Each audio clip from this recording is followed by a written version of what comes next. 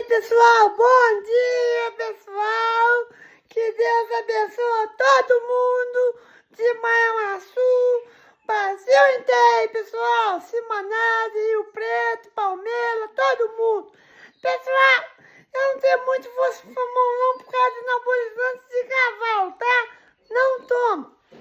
Fazendo favor, pessoal, não entra nessa aí não, hein? Pessoal, deixa eu mostrar um negócio pra vocês. É lá da época da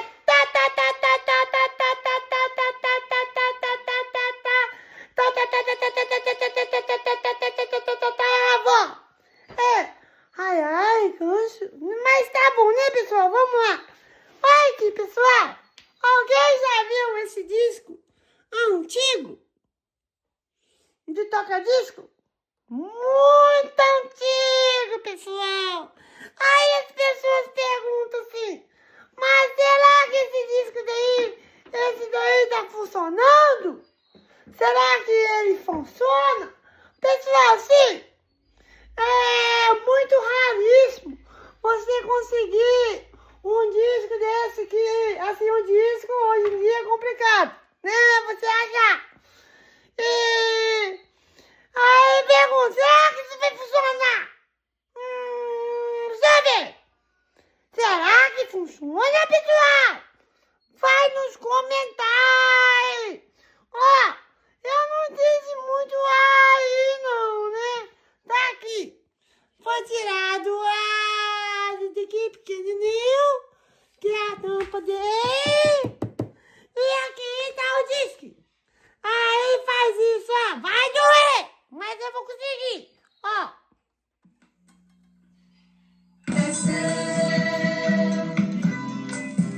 Que fluía da alma do Pai. Fui eu quem errou, quem traiu, quem matou. Volume, pessoal! Quem sofreu e pagou. Fui eu quem errou. Aí eu posso usar pra você, pessoal!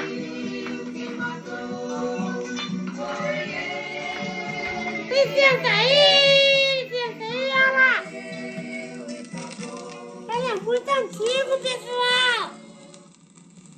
Olha!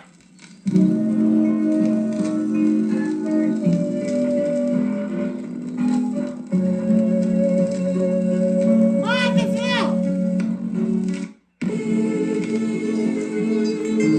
E depressa sem de joelhos caí pra Cristo.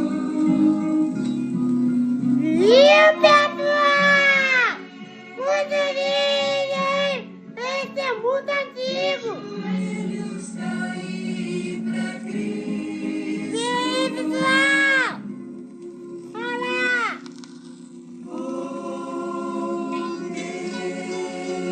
Muito lindo!